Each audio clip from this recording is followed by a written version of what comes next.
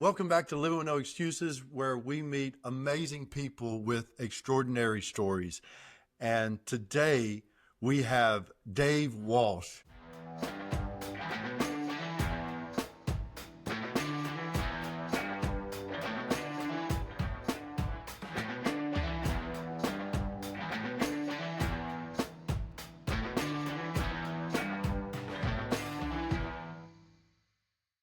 Dave, thank you so much for coming on. I'll tell you what, I actually have met a lot of strongman competitors because my producer is in that world, and I am super excited to have you on. How are you doing? I'm really good, thanks. I'm really good. Thanks for having me on. It's an honor to be asked against your pristine cast of guests. So thank you for having me. Oh, of course. No, I'm honored that, I've had just an incredible lineup of guests, and you are just another one of those amazing people. Now, where are you? Tell us where you're located. I'm in Chippenham in England, back in Yeah. the UK. So, do you know what, we're going through a bit of a heat wave, and we're only in May at the minute. So you might see I've got some tan lines going on right now. Yeah. That's not usual for May in this place. We're Oh, not used to the sun. now is the beard keeping you just heating you up even more, or have you just adapted to it? Or are you kind of like a dog where it kind of keeps the air circulating? Yeah, yeah. Do you know what? I've had a beard for I can't even remember how long I've had a beard for. So it's just part of everyday life now. I like to, keep food in it so when I'm hungry. That's Yeah. that's the main point of the beard. But yes, it's important to me. More important than Well, children, it probably. looks incredible. You make it look awesome. It just adds to your whole persona of being, I'm gonna bring it up again, but your Instagram is at Sitting Bull UK. Well, it's at Sitting underscore Bull underscore UK. Sitting Bull. Now, where did you get that? Before we started recording, I told you how awesome a name that is. How did you come up with that? Yeah, I mean it's quite simple really. I like to sit down a lot and I like to think I'm strong like a bull. So put the two together, and I'm from the UK, so put the two together, and there we Yeah. go. Now, have you come across anyone else that uses that same? Do you know what? There's another disabled strongman who uses it as well. His is actually Big Sitting Bull. So, but he's a nice guy. We're all friendly about it. We don't argue about the Yeah, names. But apart yeah, from yeah, that, yeah, no, yeah, no, nobody. I've known a few like strong like bulls or something like that, or people call themselves the bull. But there's yeah, only one Sitting Bull really. yeah, yeah, yeah. Well, no, I gotta ask. You mentioned the other guy is Big Sitting Bull. Who's Yeah, bigger? he's bigger. Well. Is he? I haven't seen him in quite a few years. I'm not sure if he's still in the game. He Oh, hasn't been to okay. any shows for maybe 2 years. So as far as titles go, I've got more. So All right, all right. I let's like it. leave it at Now, that one. yeah. Now, how did you get into doing strongman competitions? Oh, so I started competing in able-bodied strongman Mhm. back in 2012. I was in the military before. I left the military in 2010 and kind of struggled a little bit finding my way in society. I settled back in a place that I wasn't from. So I joined up when I was 16. So moved away and never really went back home. And then I met my wife while I was in the military, my first wife, and we settled in her hometown. And so when leaving the military, I didn't really have any friends. I didn't really have any. I tried to join a few social clubs like football clubs and rugby clubs, but everyone already had their clique, their people, and I just wasn't fitting in so well. So I just started going to the gym to bodybuild really. I just wanted to Yeah. look a little bit better. But I noticed. I felt like I was strong. What I probably wasn't at the time. I remember deadlifting my first 100 kilos, and I was looking at the bar, and I just remember thinking it was bent. I was bending the bar, But looking back on it now, I think it was just a really, really bad bar and it was bent anyway, so I don't think I was doing any damage to it. But then, yeah, I kind of went home after a while and told my wife, oh, I think I'm gonna get into strongman. And in 2012, there wasn't a lot of strongman competitions around. It's not like Mhm. today. Like there was maybe in the UK, maybe 5 or 6 a year you could get to. You had to be quick to sign in. So I told my wife I was going to get into strongman, not knowing that her kind of like family friend is already doing strongman. So she saw him and was like, "Oh yeah, Dave wants to get into strongman." And this was before Facebook. We weren't really on Facebook, so we didn't know each other. And he kind of rang me up out of the blue and invited me to a strongman gym. And that day, I think I signed on to my first competition, which was Swindon's Strongest Novice, and trained for about 5 months for that. And then from there, the rest is history. I think at that competition, I'm pretty sure I came like last but two. I definitely came bottom five, but I didn't care. I found my community. I found what I wanted to be doing. I found my place in society again, and that was the start of me competing in strongman. I love that. I love it. You mentioned that my son, I have a 17-year-old son, and I know you have a 17-year-old daughter. Um, my 17-year-old son did his first strongman competition just recently, Oh, cool. and it was just him and another teenager. And my son uh, came in second or last, whatever you want to call it. But it was exciting because halfway through the competition, he was already like, okay, I'm going to start doing this differently. I'm going to start, you know how it is. Oh Once you yeah, get yeah. in, that bug bites you and then he's all in. Yeah, that's So so you, cool. And you say he came second or last, but it takes balls to get in that arena, man. It takes yes. balls to start training and tell someone, I'm gonna get in and do this competition, whether it's strongman or CrossFit or anything. It takes balls to do it, and Yeah, there's only a I agree. certain amount of percentage in the world that will actually get on and do it. So no matter where you place in the competition, you're already higher than someone who said no. Yeah, you know what? That's a great. Well, I'm glad you said that. Me and my son had talked a lot about it because the other kid that won, that wasn't his first competition. It was my Oh. son's first, and it came down to the last event. So he Uh, did really well. I was so proud of him, and now he is all in. Doing everything he can. He's pays attention to his food. He's trying to take in as much as he can and just get as strong as he can. And I love it. I absolutely love that he's Gosh. doing that. Yeah. Now, okay, I mentioned because you said you have a 17-year-old daughter, and then you have two other children, right? Yeah, so I've got a 17-year-old daughter, a 15-year-old daughter, and a 7-year-old son. The son's probably my favorite if you're asking, but You know what? I always tell my kids, I'm like, look, parents don't have favorites, but they do have some they kind of lean towards in certain times for different yeah. things. Whoever's asking me for the least amount of things will Yeah, be my yeah. favorite. Right now, I have a 2-year-old that never asked for anything. So right Yeah. now, he's at the top of the He's there. list. Yeah. Yeah. All right. So you start the competition, you start competing in 2012. Well, then 2 years after that, what happens? Yeah, so I was training for more strongman competitions. At this point, I was in the opens category, so the heavyweights, and I was training for a few different competitions. And I was kind of like the strongest I've ever been,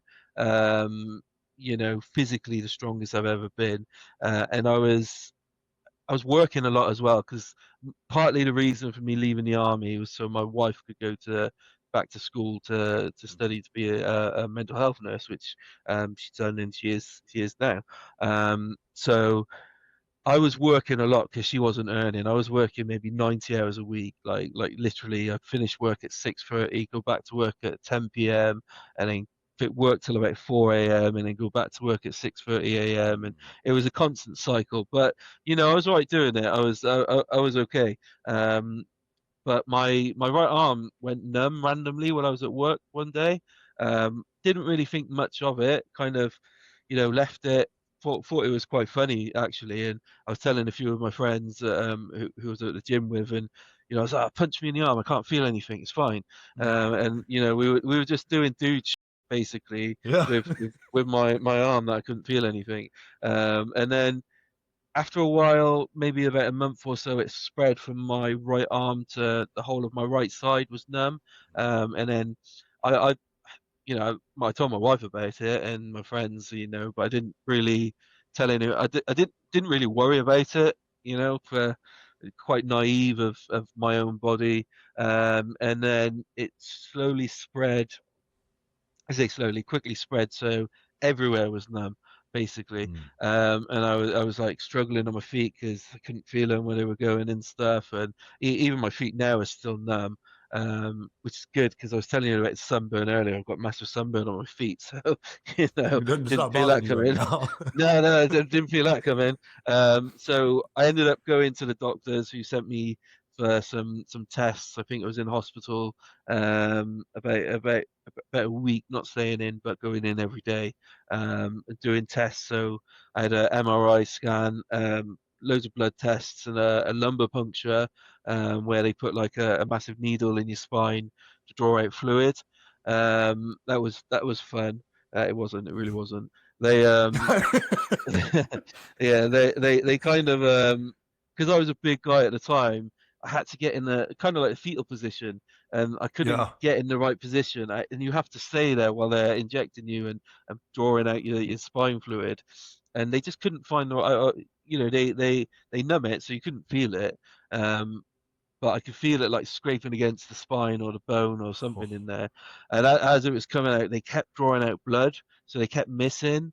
And I think on the third attempt, he said the doctor was like, "This is my last time trying. If this doesn't work, you've got to come back and do it under X-ray so we can see what we're doing better." I was like, "Okay, cool, one more try." And then I remember the last one, he pulled it out and he got it. He did it. We were all like really happy. It was like a moment of yeah. celebratory, like we just scored the winning touchdown or something. And and then he handed it to his junior doctor and he dropped it. Oh And my yeah, the God. spine fluid went everywhere. Oh gosh, turned around, the doctor was crying, the nurses were crying, my wife was there laughing. It was quite a funny situation. So then, yeah, we had to go back under X-ray to get it done again. However, by this point, after all my tests, I saw a neurologist who said, "Yeah, you've got multiple sclerosis." I was like, "Do I need to come back for that other lumbar puncture?" And he's like, "No, you don't even need a lumbar No. puncture. We know you can see it clearly on your scans enough that you got, that guy, that doctor who told you to go on the first one was just mugging you off a little bit." But I was like, "Okay, that was fun." Yeah. So yeah, At least you got a story to tell. yeah, yeah, that's it. It was worth it. It was worth it. But then, yeah, so he said I've got multiple sclerosis. Not really knowing too much about what MS is, which fills me with shame, really, because my uncle and my grandmother had MS, and it wasn't until I got MS until I started to learn about it. Yeah. Um, but when I was like I say, I moved away when I was 16, never went back home, and didn't really think too much of it. But yeah, but I leaned on my uncle quite a lot during that time. Kind of, he's been living with it for years, or he's passed away now. But yeah, so got MS. Didn't know much about it. Googling stuff, and Google's horrible when you first get something like that. It's like, you're gonna die of MS. I was like, gosh, I know. Writing the last notes for the kids, like, yeah, But Yeah.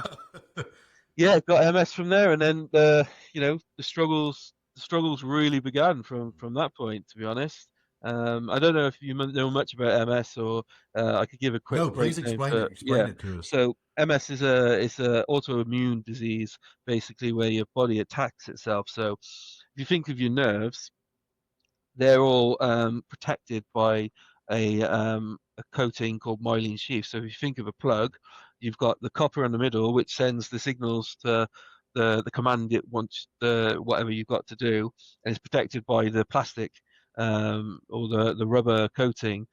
So someone with MS, their rubber coating is compromised, or it's weakened, or it's in damage. So it can get attacked by the cells in its body, and it could start to break away. Yeah. And then once it hits the nerve, it can cause nerve damage. It can literally cause you to, like, 1 minute you're just sat there, and the next minute your arm flies up because something's just hit a nerve or something. Or Really. yeah, the like literally. the symptoms are anything and everything you think, because your nerves do everything. I know people Yeah. who's gone blind from having MS. I know people who have been paralyzed very temporarily, like for a day or something from the neck down. But I also know people who's got MS and have lived like 30, 40 years and they've had nothing wrong with them, apart from their first initial reason to get diagnosed with Being MS. that, yeah. Yeah, but for me, I've got so there's two types of MS. There's relapse remittent, where it comes and goes. Like you could be ill with MS for a little while, and then it just goes, and all the symptoms are gone. Or progressive MS, which is what I've got, where the damage has been too extensive to a certain part, and your symptom will never get better again. So that's why I can't walk anymore, and I get problems with my hands and some other things. But so that's kind of how it affects me. But like if you're someone who's going through MS at the moment, don't ever base your MS on someone else's MS, because it's so different for every single person. Like I said, I know people who have had it for 30, 40 years, climb mountains, run marathons, do the whole shebang. So yeah, never base your MS on someone else's MS. If it's hard. It's easy to say, but I did it when I was diagnosed. Yeah, I no, was no, based. but I'm glad you said that because that's, someone may see this and that's good information. And I'll tell you what, I have a good friend of mine who was diagnosed with MS in his 50s, and I don't know if that's better or worse or what it is, but I'm ashamed to say I don't know. You just explained it in a way that I didn't even know. Like that was I loved the way you explained that because that makes perfect sense. Now, does it for you personally? You talk about the numbness. I have two questions. One, the numbness, and will it cause like pain? Do you just sometimes you just get excruciating pain, or is it for you? Is it numbness and not being able to control things? Yeah, no. So my main thing is pain. I'm in, probably I like to say I'm in about 11 out of 10 of pain all of the Oh, time. Managed but not taken away by medication and stuff. But you learn to live with it. Is some days it gets bad and I can't do much. And my wife knows. She's the only one who kind of realizes what I go through. yeah. Because she sees things through everything. But yeah, the pain is the biggest issue. If I could get rid of that, that'd be good. But I know I can't, so I'm just looking forward. But also, numbness is like mainly in like bottoms of my feet, Yeah. and then the top of the feet, and then my arms. But if you were to punch me in the leg, I wouldn't feel it. But I would feel it later, if you know what I Oh mean. yeah. Like Okay. yeah, I'd feel it Yeah. like in a few hours. So it's like if someone sits on me, it's not massively a problem. It doesn't hurt anymore at the moment, but it will eventually. So yeah, it's an odd one really, but pain's a biggie. Pain's a biggie. You also mentioned, your type of MS, it was so bad that it's just, getting worse, or it's just, doesn't go through these different phases. Would that have, could you have been diagnosed sooner and could have affected that? Not that you would have known. I'm just saying that is that a good reason for if someone starts having something like that happen, they should see a doctor sooner? Would that make a difference? Or if it's when it's bad, it's bad? Yeah, no, definitely. I mean, the thing is with MS, nobody knows why you get MS. There's no like clear reason. They say it's not hereditary, but you're like 30, 30 times more likely to get it if it's in your family, or If 30%. somebody, I'm not yeah. too sure. Um, but they will tell you it does, like just because I have MS doesn't mean my kids are going to get MS, for Yeah. example. So it, people live with it for their whole life and they don't know, because you know what it's like. You get a niggle in your leg, you think, oh, got a dead leg here. That Yeah. could be MS. So, Mm. if you're going to go to the doctor for everything, then you're always going to be at the doctor. But there is some fantastic disease modifying drugs out there that do help. I unfortunately wasn't offered when I was first diagnosed. I think that probably would have helped. Um, that I think the reason I wasn't offered is because I didn't kick up a fuss about it. I was just kind of like, okay, I'm going to get on with it. Um, well, not I'm going to get on with it. It's just like I'm going to deal with it my own way, which is Yeah. an internal way. But if I'd have fought for more drugs, I probably would have been in a better position than what I am now. But that's my fault for being too polite. Well, I mean, that's, that's a give and take. I mean, you have a personality and a drive that, I mean, your wife knows another side of you and she's supposed to, but I'm sure there's a lot of people that know you out and about that would never know the type of pain you deal with and things like that. And that's just your personality. So I get it. We've all been in situations. It's like being sick and going to the doctor. When I'm at the doctor, I'm like, I feel pretty good. Then my wife sends me Yeah. with a list. She's like, you better ask these questions. Yeah, yeah. I literally go to the doctor to talk about my antidepressants, or I'm feeling really low at the time, and I'll go in there and say, "Hi, David, how are you?" I'm like, "Yeah, I'm fine, thanks. I'm doing all right." Like, and then next sentence is like, "I'm really struggling, actually." Like, Yeah, yeah, it's like it's just the polite thing to do, isn't it? I think some people just always say, "Yeah, I'm fine," but yeah, you know, yeah. yeah, Now you mentioned your wife's in mental health.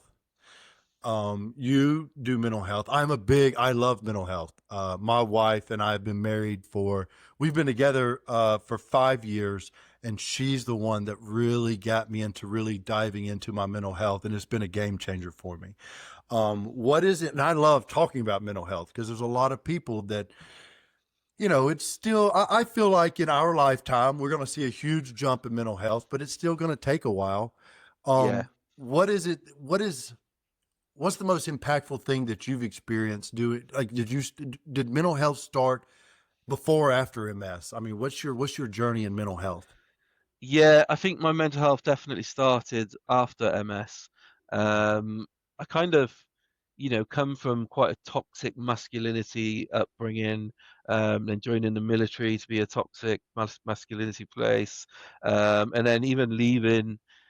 I just knew what I knew, kind of thing. I was just Yeah. I was man. I was gonna go kill that animal and bring it in for meat, kind of thing.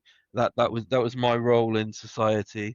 But then once I wasn't able to fulfill that role by being more disabled, or even like thinking I couldn't do things. I was the biggest like up on myself, I was the biggest Mhm.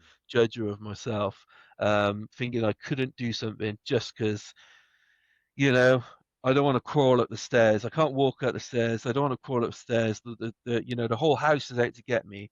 I hate this stuff. Um, but yeah, so I was the biggest. That was the biggest time. It was when I was first diagnosed with MS. I'd say about maybe about 6 months after, things started to like get really bad, really dark. I was struggling so much with the disability.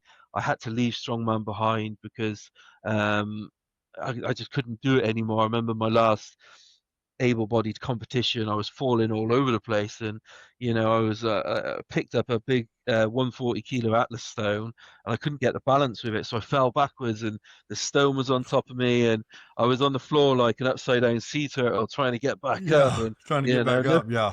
nobody really knew what to do. So, and then yeah, I left Strongman behind, and I was just pissed off.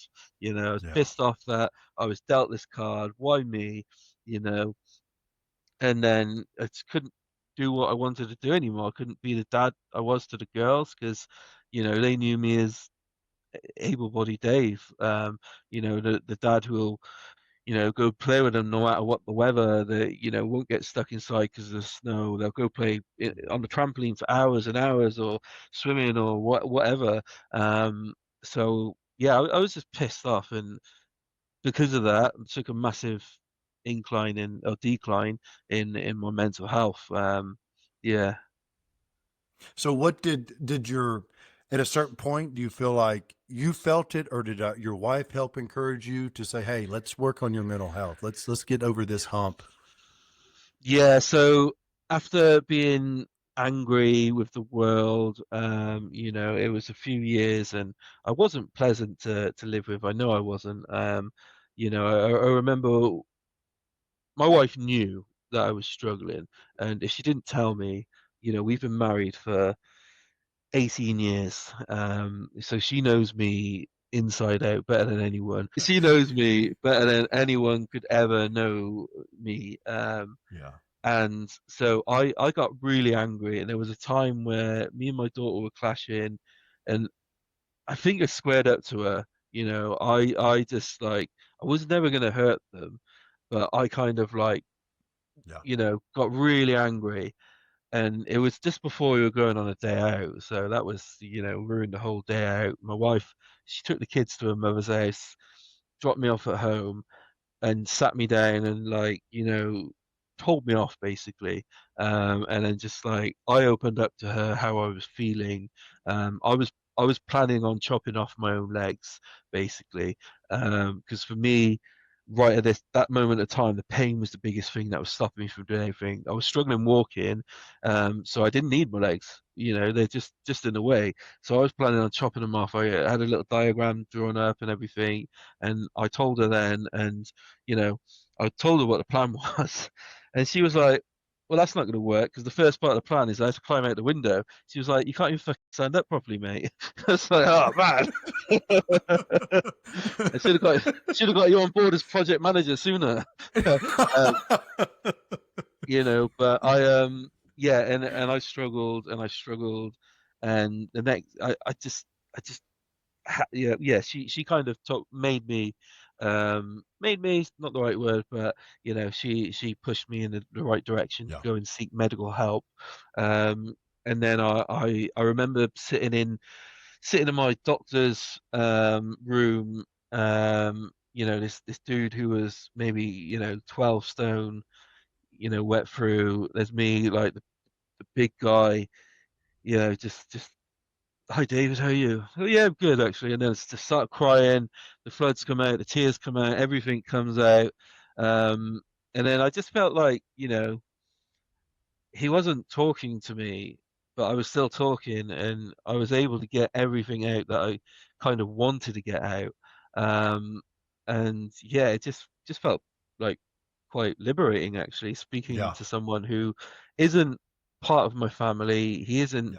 He's not going to judge me. And yeah, he kind of hooked me up with some drugs, and then I think this was maybe 2015, 16 at the time. And then from there, kind of mental health started to improve, but then declined and improved and inclined. Yeah. Because that's the thing about mental health. It's not a straight road. It's kind of like, you know, it's going to be wavy. Like there's some days now where I struggle. Like man, I get sad some days, like really, Yeah. really down. And it's even though I've got everything I want, and some days I'm the happiest person in the world. Some days you can still be sad and still have down days. Everyone does. So I know for me, there was always anger. And then when I started controlling my anger, which it still has its moments, but it's way different than it used to be. But I deal with more sadness because I felt like I was always pushing the sadness down, and it would come out as anger. And once I mm. started controlling the anger, the sadness, which can sound bad to someone who's like, I don't like being sad, but I'll tell you what, a good cry, it's a game changer. It is, it is, and like I'm not typically an angry person, so for me to go through that stage, being angry all the time, it Hmm. it kind of like now I don't really get angry anymore. I just get sad and I get emotional and stuff, but that's okay. I'm okay with that. Yeah, no, So that's you're human. That's how we're yeah, supposed to exactly, be. exactly right. Like We have the tendency to shove down what's natural, and then it comes out to be unnatural. So until we get it back on par, that's when it starts working right. No, I think that's awesome. Now, okay, so you do motivational speaking. You talk about mental mindset, things like that. Like, how did you get into that? So, I mean, what led you to not only dealing with your own stuff, but then realizing, hey, I can make a difference in other people's lives? Yeah, so that was quite I'd say about 2 years ago, a friend of mine. So I joined a support group with for people with MS, but people with who are a bit younger. So you're supposed to be in the group from 18 to 35. I've overrun that age limit, but they kept me in because, why wouldn't they? Yeah. And then, so I one of the guys in there just asked me, he's like, this was after I was world's strongest man, I think, world's strongest disabled man. He asked me, would I come to his work and do a talk? I was like, oh, I've never thought about that before. And I did, and I loved it. And do you know what? The response was crazy, just from people hearing my story and, knowing that it's okay to struggle and, knowing that I've gone through all this hardship, and I'm really still vulnerable about it, but I'm okay to talk about it, and I'm okay to go out and chase some goals and chase some dreams.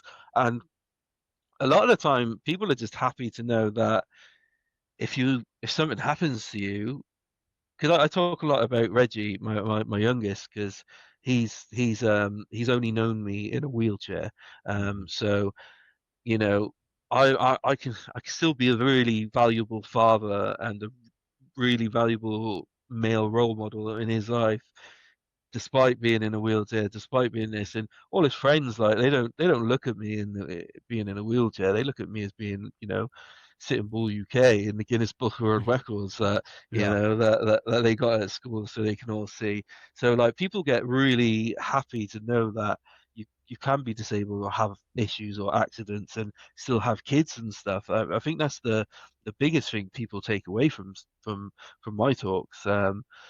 Yeah, I just love doing it now, and it's something that I wish I could do more of, but there's not enough days in the month, or hours in the year, or whatever, companies in the Yeah. world. But yeah, I just really really enjoy doing it, and I think I'd happily keep doing stuff like that for a very long time. My first thought is I think what's really powerful for a lot of people, especially men, is to see somebody like you. I mean, you are a guy. You know what I mean? Like you're a tough guy. You can see it. You got the beard, you got the build, everything. And for men to hear a guy that they look up to as being this epitome of masculinity and say, "Hey, it's okay to struggle." That's what a lot of us need to hear. To be Yeah, reminded it is okay. It is not, you don't lose your man card. In fact, it just makes yeah. it that much more valuable. Yeah, yeah, and I think like something I like to get the point across is that you know you don't have to talk if you don't want to. As a man, a man doesn't overly want to talk about their emotions all the time. But just having that one person there that Yeah. knows you're not okay can make a valuable difference to your life. Mhm. If you're not willing to talk about your emotions, that's okay. They're your emotions. It's you. It's yours. But just tell that one person that I'm not actually doing okay. I don't need you to. I don't need you to talk to me. I don't need you to, reach out to me. I don't need you to do this, that, or whatever. I just need you to know I'm not okay. And, over time, you'll probably learn that you start to open up to that person and stuff. Yeah. And it's okay to do it the way you want to do it, basically. It's like anything in the world. It's your game to play. Yeah. I had, it's, you mentioned that having that person just this weekend. I had a good friend of mine that we were very open with things. Like if one of us is struggling with something, we talk. And his wife texted me and kind of gave me a rundown of something that was going on in his life. And she's like, "Are you available to talk to him today? I know that he always feels good after he talks to you." And I gave him a call and we just started chatting. And then he shared with me. And then he just let all this out. And I just listened.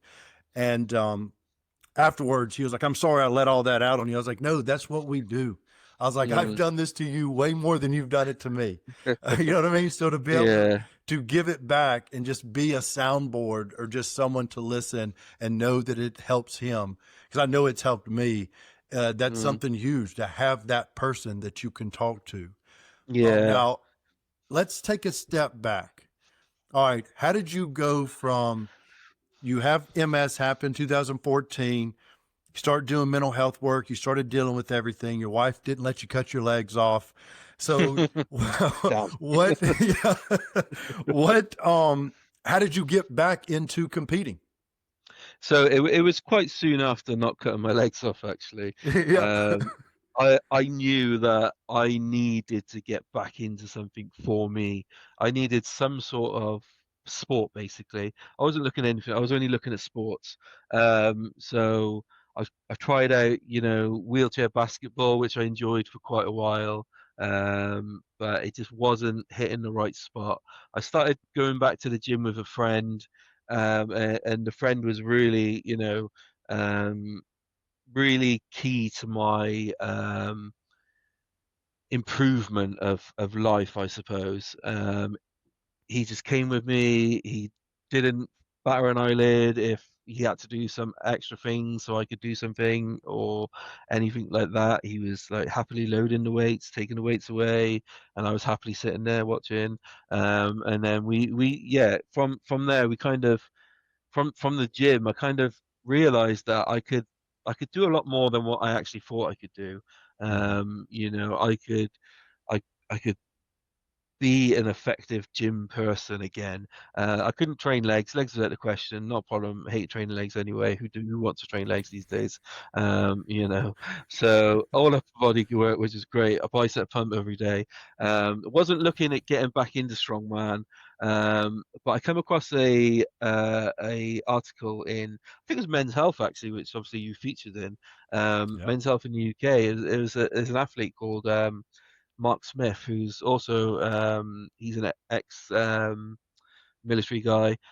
He got shot in the leg in a training exercise in Canada and lost his leg.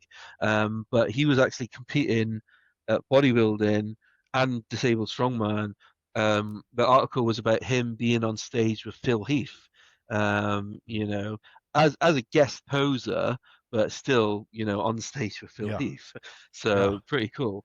And he was Britain's strongest disabled man, and I saw that and I read it. I was like, wow, this is pretty cool. So that guy inspired me to get into it. And I messaged him. I found him on Facebook, like really stalkerish thing to do. I'm surprised he didn't like put a restraining order out on me or something. But I messaged him, and then he messaged back, and I got that military banter that I wasn't used to again. And Mhm. we just got on really well from the start. And from that, I think this was my first strongman disabled strongman competition was in 2017. So didn't leave the game for too long, but left the game and then came back to Britain's strongest disabled man and came third on my first placing, which was fantastic. And I really enjoyed doing it again. Um, but for me, I had to learn a whole new thing about being disabled. I wanted to take some time off with my family so we could all get used to being disabled. Because even though I'm the one who's going through all the physical changes, my family are going through the changes as well. Oh, So absolutely. it's Absolutely. important to notice that you're not just in it alone. My wife struggles with me being disabled sometimes when I'm calling her like, you get this from me, you get this. No, she doesn't. But I noticed she started putting my coffee mug right on the top shelf, and I can't quite reach it.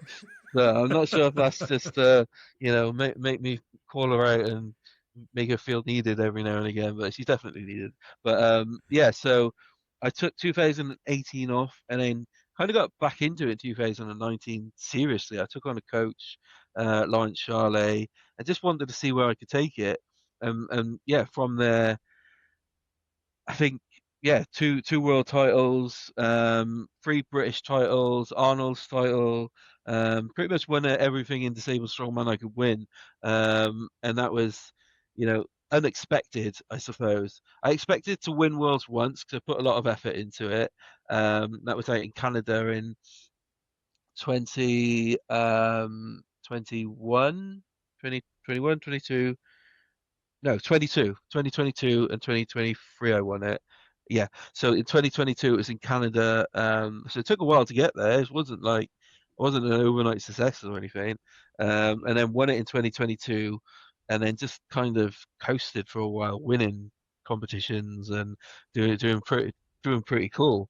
So yeah, it's kind of from there. That's all. So, and so that's, you have two world's strongest disabled.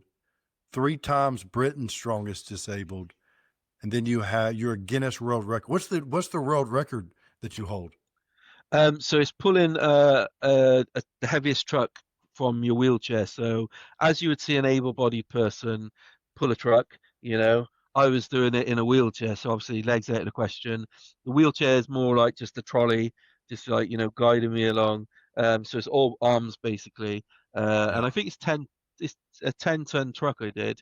Um, but I've done 20 in training, but the venue could only fit a 10-ton truck, so I kind of had to cope with that. But it's okay because I'm hoping now someone else goes and beats it.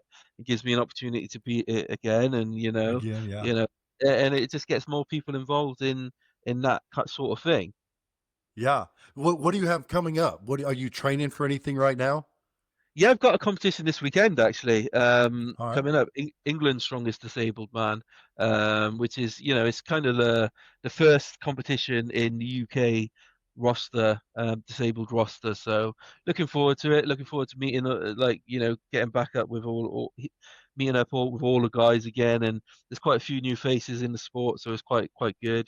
So yeah, I just really enjoy competing, really. Do you meet a lot of military, prior service military and adaptive Yeah, yeah. sports? Yeah, definitely. There's so many, and there's groups out there with us in and stuff, and we all meet up. I think in the disabled sport, disabled strongman alone, thinking of it off the top of our head, there's probably like 6 or 7 of us in there.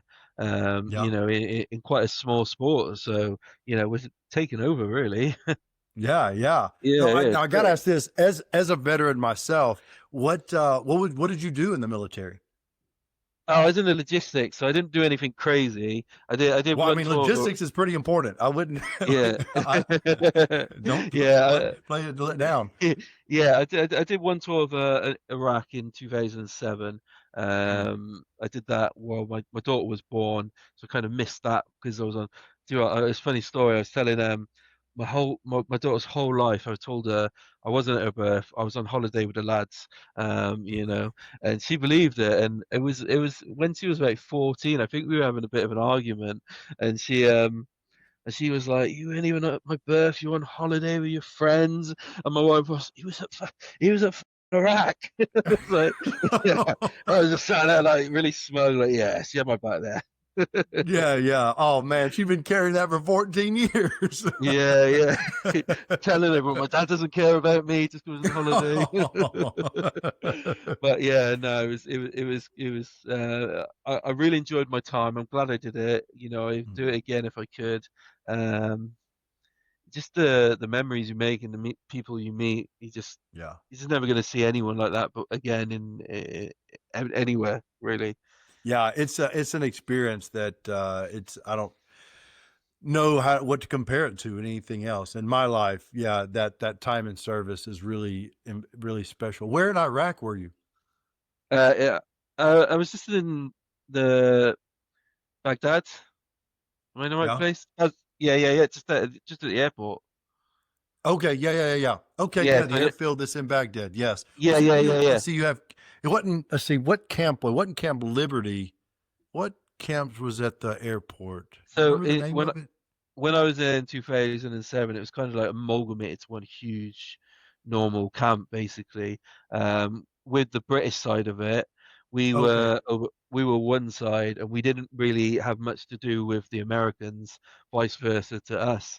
I remember just having about 3 or 4 Americans always used to come to our cookhouse to eat our bacon, kind of thing. They liked our food a lot better, which was crazy Scavengers. to us. Yeah, yeah, yeah. But it was Yeah, I can see yeah. that. Yeah, because Yeah. they were giving us like I don't know if it was turkey bacon or something Yeah. like that. Yeah, yeah. Yeah. But we're only there for 6 months, you see. You guys are Hmm. there for A a year. stint, right? Yeah. Yeah. So, we get half the time, so yeah, it's nothing compared really. Well, I mean, when you're there, you're there. That time Well, doesn't yeah, really when matter, you does know. it? Yeah, yeah. Yeah, but All right. So you got the competition coming this weekend. yeah. Um, what? what are your goals? What is it you're aiming for? Is there anything you're hoping to do, or just you're just Yeah, kind of just coast, you're just kind of doing your thing? I always go with wanting to win, you know, but I've kind of based my goals this year less around strongman and more about happiness. Mm, I'm trying to find like, you know, absolute happiness, which is, you yeah, know, impossible to get. But, you know, I think last year was a hard year for me. Mentally, I struggled quite more than I should have.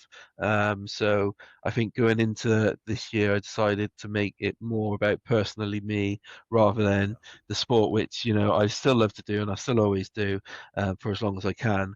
But yeah, just happiness with my family.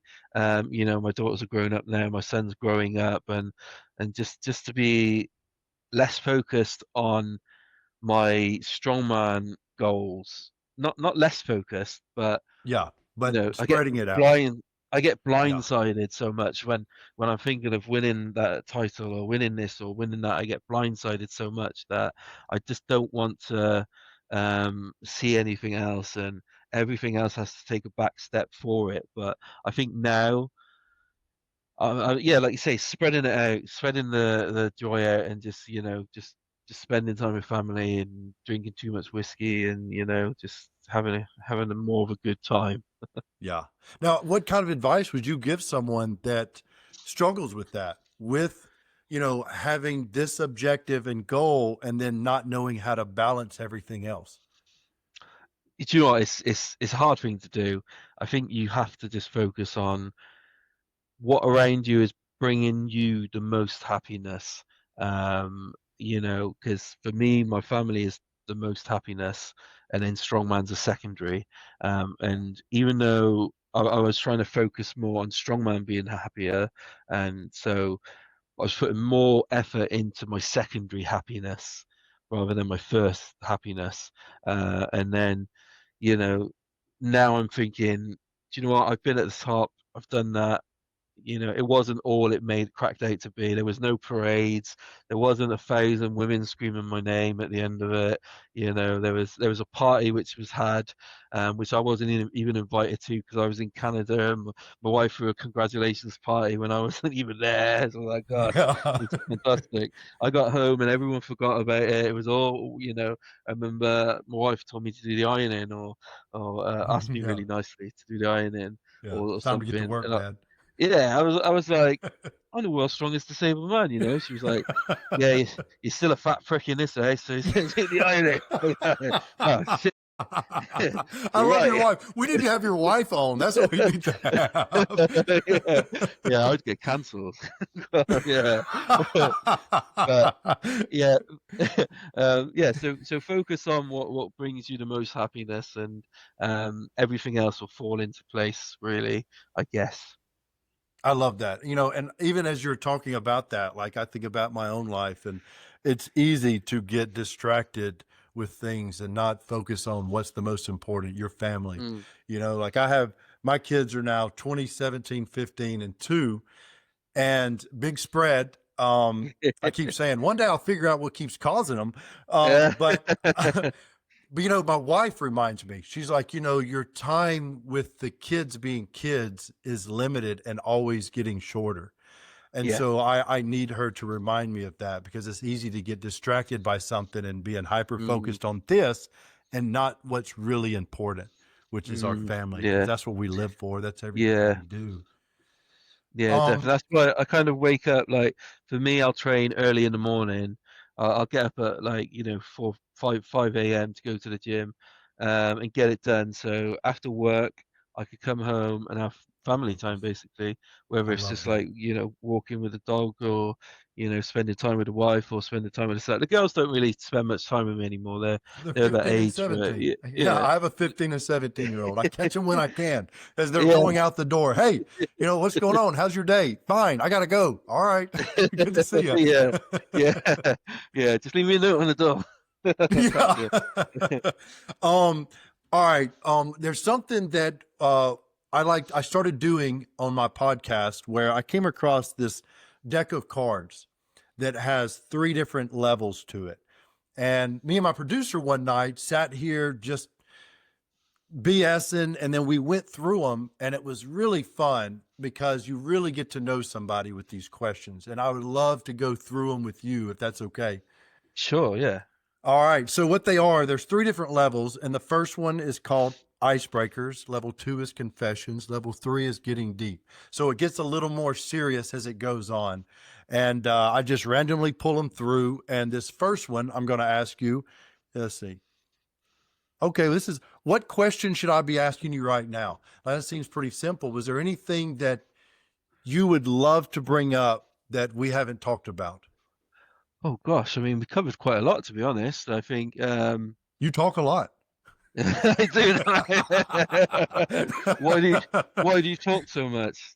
So I can hide the emotions, hide the emotions in my soul deep down. So yeah, no, no, no, I think maybe about a disability, kind of like I like to tell people, you know.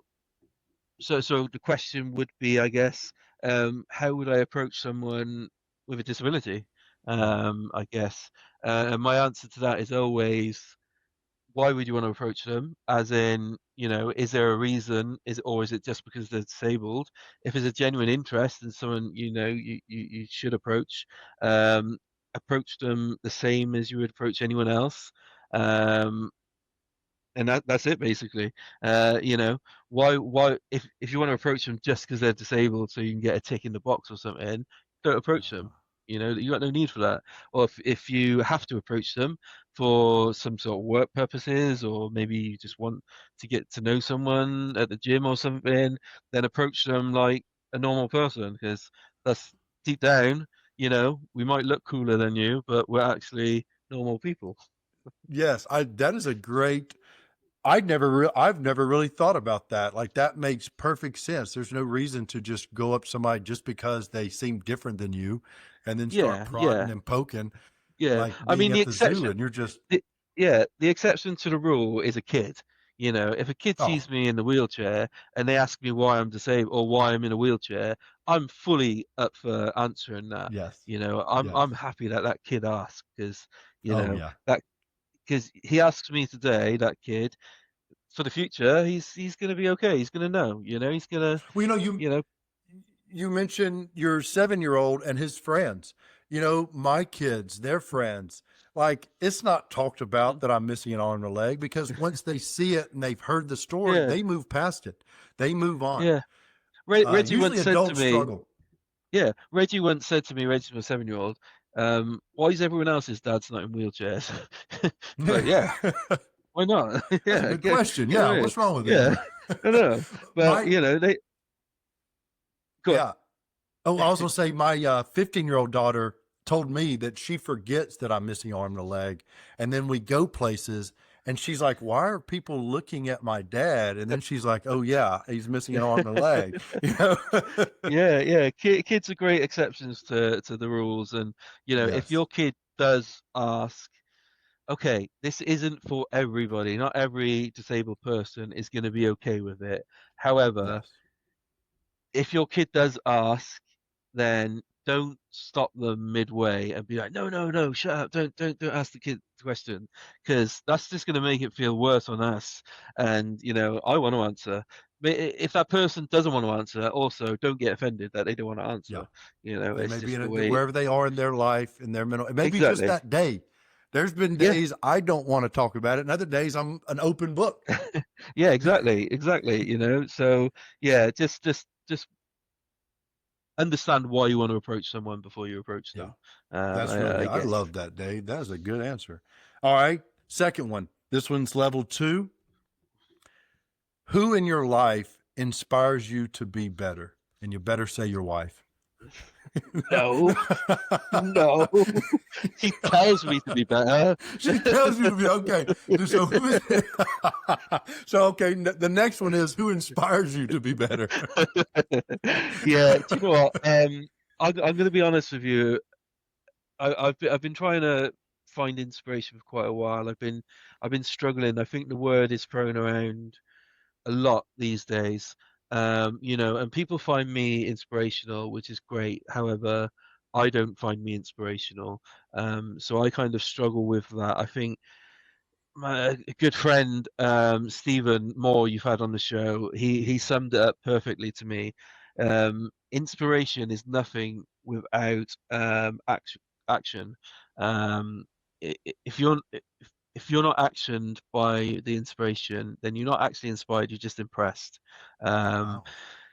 and you know, so I've been searching around a lot, and I actually find my uncle who is passed away now, unfortunately. However, when I look back on his life with MS, um, I know that a lot of people kind of thought he kind of gave up and just went with it. However, now I know the struggle that he kind of had to go through and he went Yeah. through, and he was there every day for his daughter and his family and his wife.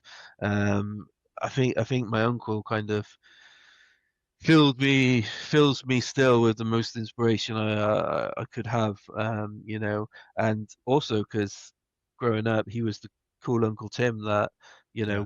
would be the same as I was as a dad. He was out playing football with us, and he take us on walks or whatever, and um, so yeah, I'd like to say Tim, but also there's a female athlete I'd like to throw out there actually, All right. who I always get inspired by.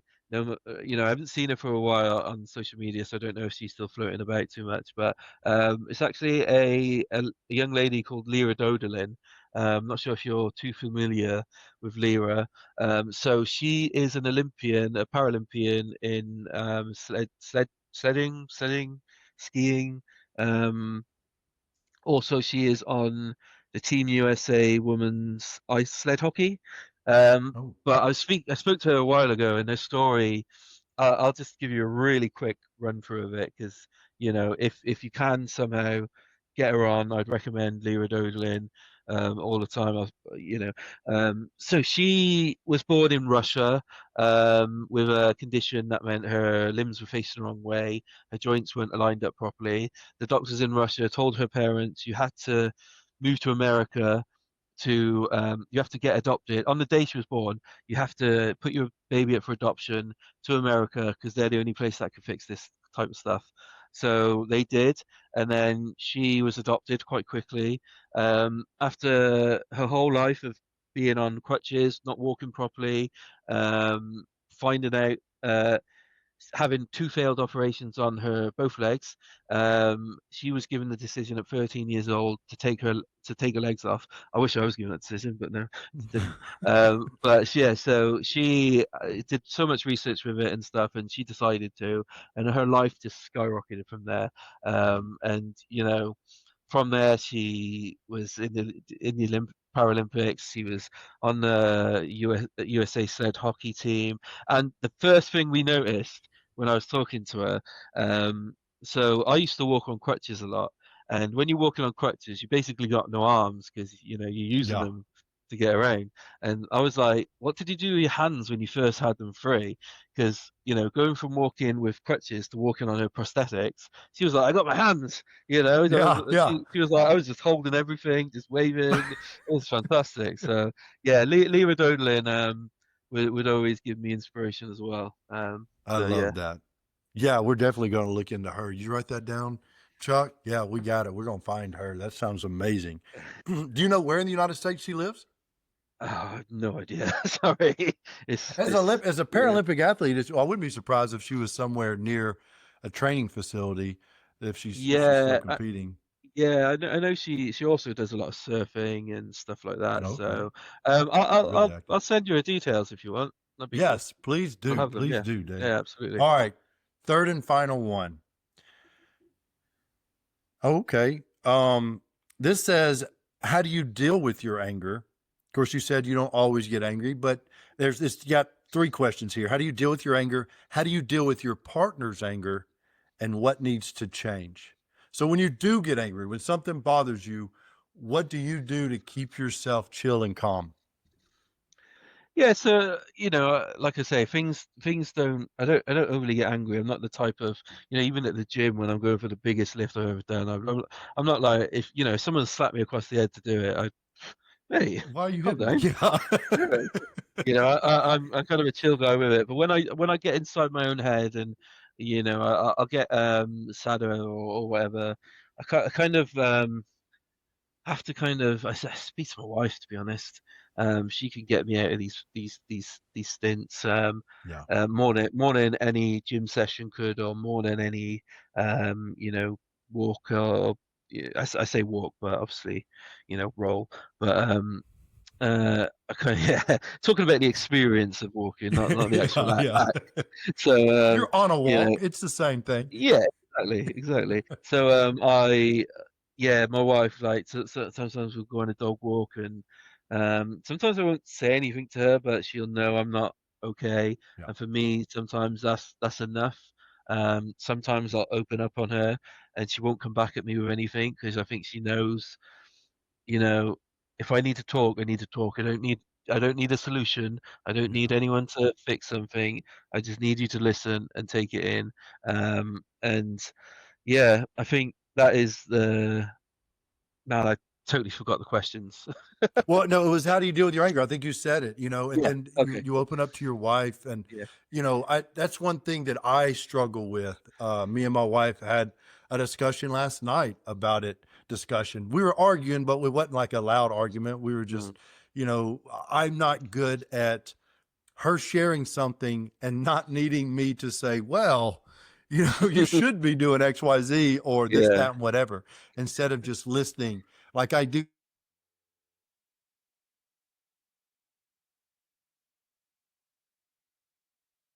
That it's not intentionally and it's not better, but I think sometimes when you're close to somebody, you think you have a place to say something and it's not always necessary. Of course, your Yeah. wife's in mental health. She knows that. And I love that Yeah. you have that because my wife is one of those people, but I struggle with it, keeping my mouth shut. Um, and then the other Yeah. question that's on here is how do you deal with your partner's anger? Now, is your Oh wife as gosh. chill as you are? No, I wouldn't Or aren't say you so. scared of her? I'm pretty. My wife's from Jamaican heritage, so I'm very scared of her. But no, my wife kind of like if she gets angry, she needs her own space. Mhm. I know this that she needs her own space. She loves gardening, so she'll go out to the garden for a few hours and then just come back and feel better. Mhm. My wife's more open to talk to me when she's not angry, kind of thing. Yeah. She's more open to talk about her emotions or her well-being when she's not needed. I don't know, for me, I'll talk to you on a last minute time. I need to talk about this now. But my wife will just talk like randomly throughout a day. She'll tell me stuff. But when she's angry, she needs her own space. She needs to get out there, outside in the sun. That's her best place, which isn't a great place because we don't live in the sun. It's sunny like two So she's months of the just year. secretly angry all the She's time. she's angry 10 months of the year, yeah. But Oh, I love that you're aware that she needs her space because, again, I think about my wife, and when she needs her space, I'm that husband that will follow her around. What's wrong? What is it? I yeah, know something's bothering you. Tell me, what is it? You know what I mean? So I'm just yeah, yeah. like a little kid, just Uh, constantly at her. There's a don't lot get I me need to wrong. work on, Dave. We've been married for 18 years, so I've been there. Yeah, I've been yeah. I'm following her still trying around. to figure it out, Dave. I'm still trying to figure it out. um, before we go, one, this was such a fun conversation. Your attitude, your demeanor, but also you've said a lot of things that really have got me thinking. And that's what I love about doing this podcast is all these guests we've had, you included, something's always said that makes me think, all right, what am I doing? What can I do to improve? So thank you for being one of those people that opens my eyes to things and sees things from a different angle. And you've said it so it sounds weird eloquently, but like you say things in a way that makes sense, and I love that. I'm glad that you're out there putting a message out. I hope you get more speaking engagements. Is there any? Okay, so speaking of that, I mentioned your Instagram is at sitting underscore bull underscore UK. Where else can we find you? Oh gosh, so I'm on everything. I'm like a social Yeah. media, prostitute. I'm everywhere. I'm sitting underscore bull UK on everything basically. Everything. YouTube, um, TikTok. I have to think what that one. I'm not on the Yeah. next one. TikTok, Instagram, Facebook, YouTube, all the same name. I like to keep it simple. I'm probably going to change my legal name to Sit and Bull UK one day just to keep it that simple. But yeah, You know what? Then we'll all know how to find you and what to call you. I love it. yeah, Um, exactly. all right, last thing before we go. You've kind of touched on it earlier, but let's imagine you are talking to a group that have struggled. They're going through something, whether it's MS, whatever it is. What's one piece of advice? If you had one thing to say to them, what would you share? Gosh, yeah. I guess one thing I wish I realized a lot sooner was take the small wins. You know, Getting up out of bed is a small win. It's a win. Small wins. Just even if it's a couple a day, take them as positives. You know, on your day, then when you have 20 negatives, at least you have two positives to take away. So take the small wins and don't push people away. I think that's kind of the main things I would say.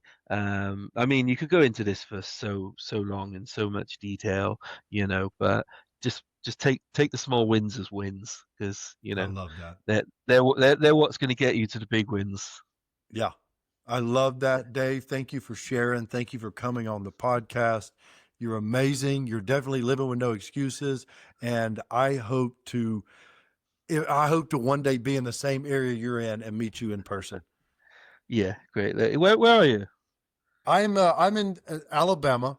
I'm actually going Okay, to cool. be in London possibly in a week or so. No But I way. think I'm gonna be in Reading. Do you know where Reading is? Reading's about an hour away from my house. Okay. Well, if I do end up there, I'll let you know. Yeah, yeah, definitely. That'd be cool. Yeah. Yeah.